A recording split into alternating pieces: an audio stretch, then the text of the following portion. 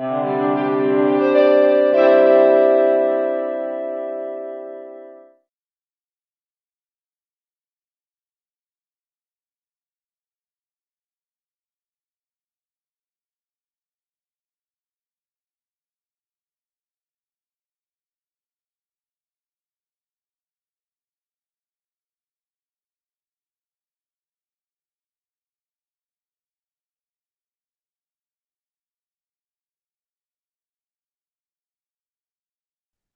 can log into this portal and go around and see the information, but you can also ask for these reports to be emailed to your inbox.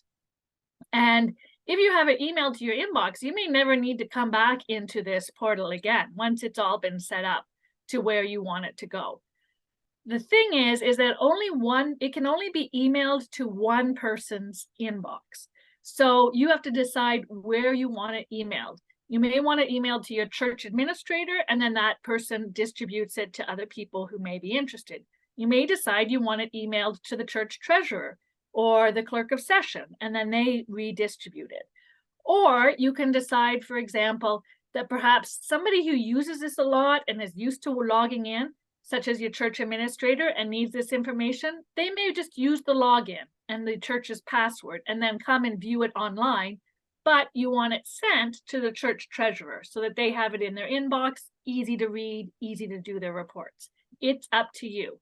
But this is where and how you set up where you want it emailed. And this is why we're so glad you're joining us, because we don't want to have to go in and set up everybody's email address. As you can imagine, that would take quite a bit of time to do almost 800 congregations. Oh, there went up a hand. Janice? Yeah, can you hear me? Yep. Okay, so I'm just wondering then, so it can only be emailed to one person in the church, but can anyone have access to the portal?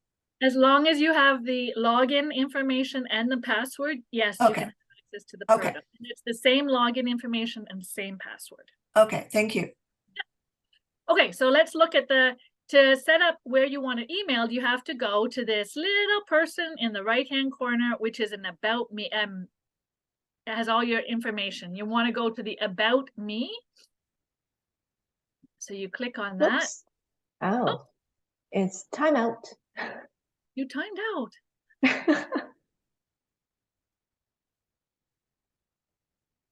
I didn't know that it timed out.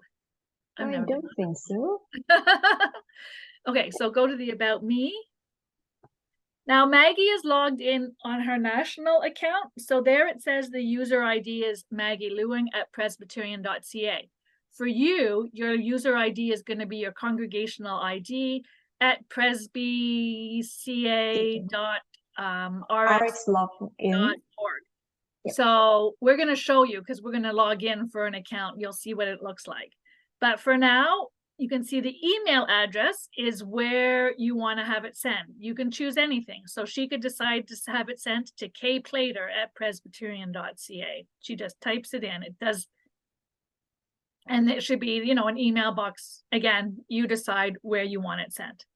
Now, another interesting thing is that you can only have it sent to one email address, but you can have text alerts sent to somebody else. So if you want to enter a phone number here, they would get a text alert that says the report is ready. When you, so you could have somebody's cell phone put in there and somebody's email address. So this is where you're going to set up where the reports are sent. But now you need to set up what subscriptions, what reports you want sent to you. So there's this subscriptions tab, and you can see Maggie has subscribed to a couple of reports. In order to this, you need to check off enable email and check off enable SMS. You don't want to check off enable announcements, because these are not announcements from us. These are announcements from the online reporting system. And so I don't think any of you are going to be interested in those. All right. And you could send a test if you want. You want to leave it on instant. Well, you can change it. But if you leave it on instant, then the report will always be emailed to you on the 15th of the month. If you decide, no, I don't want it on the 15th of the month, I go to work and I look at these on Mondays. You could have it, you could choose Monday. Then it would always be emailed to you the Monday after the 15th. But I think it's probably easier just to leave it as the 15th and know that they always come on the 15th, and you can go back and look for them if you need to. But that's completely up to you, customizable. So there. So how do you set up the subscriptions?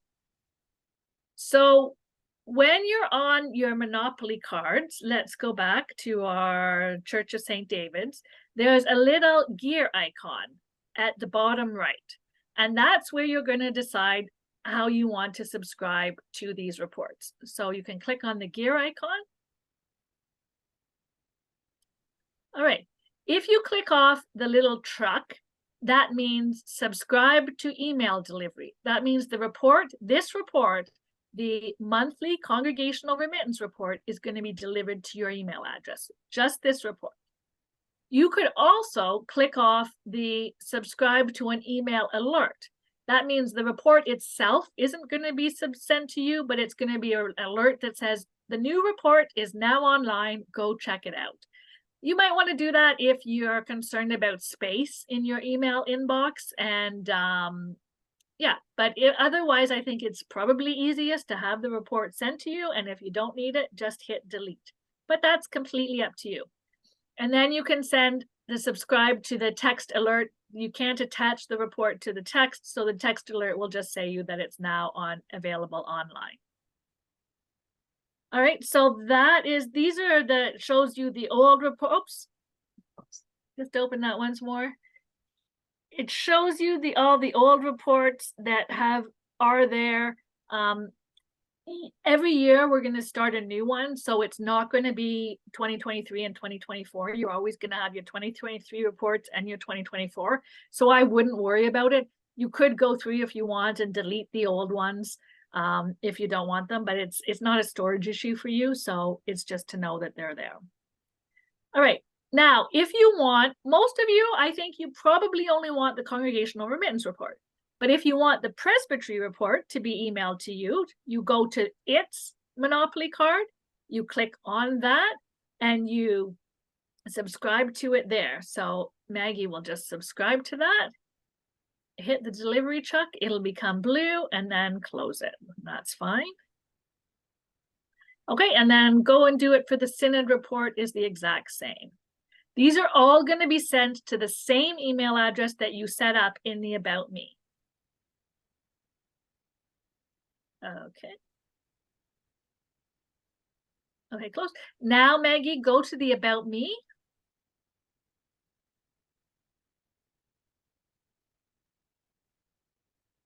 Yep, and you click on the subscriptions tab, and you will see that those 3 ones have been added to her subscriptions. So she's now going to get the St. David's monthly congregational remittance. She's getting the email delivery, the alert, and the text message for the St. David's monthly congregational remittance. And then she's getting the email for the gifts by presbytery and the monthly gifts by synod. So that is what she's subscribed to. You can, if you want to have them mailed out, so physical copies mailed out, but you want to be alerted, you could put in a contact number, cell phone number, to have a text sent to you to say the reports are ready. Unfortunately, we can't add multiple email addresses, so you can't have it printed and mailed to you as well as emailed to you. That's just one of the limitations of this system. All right, and let's go, actually, if you go to let's go to the subscriptions just to show again. Now that we've set up the email address, we need to set what needs to be emailed to them. So right now, unless requested, we're only mailing the congregational remittance reports. So Maggie will set up for it to be email delivered. That means it'll be emailed to that email address for Diane to print. And she's then go to the About Me, and you'll see that the subscriptions, there's only one subscription.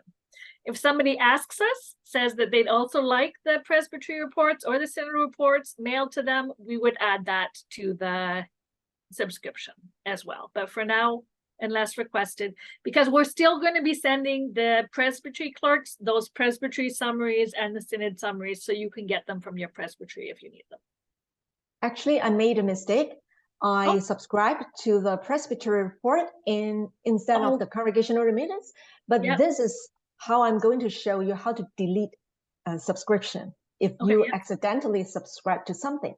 So you click on the correct report and click on that truck icon to subscribe an email, and an email will be sent to Diane for print on the report every quarter.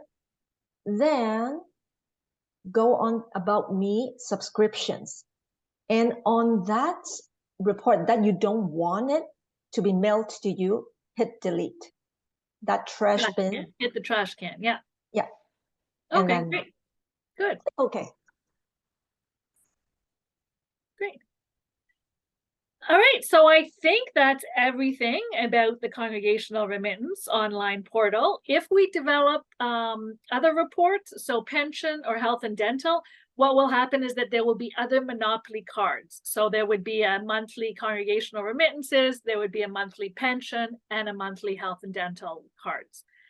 We've got our fingers crossed that they will be able to do that, but it does take a little while to develop. If your treasurer changes, or the person you want it emailed to change, as long as you have that username and password, you can get back into the system and change the email address that is there. So you can do that. That's very easy. If you forget the password to log in because you're going to be resetting it, then let us know and we'll reissue. I'm not sure. We're just looking into the ability of you to reset your own password. Right now, we don't have that enabled. So you have to ask us if you don't remember your password. The passwords don't have to be hard passwords. They can be easy, but they cannot include your congregational code, or it can't be the login that you're using as your password. It's not going to like that.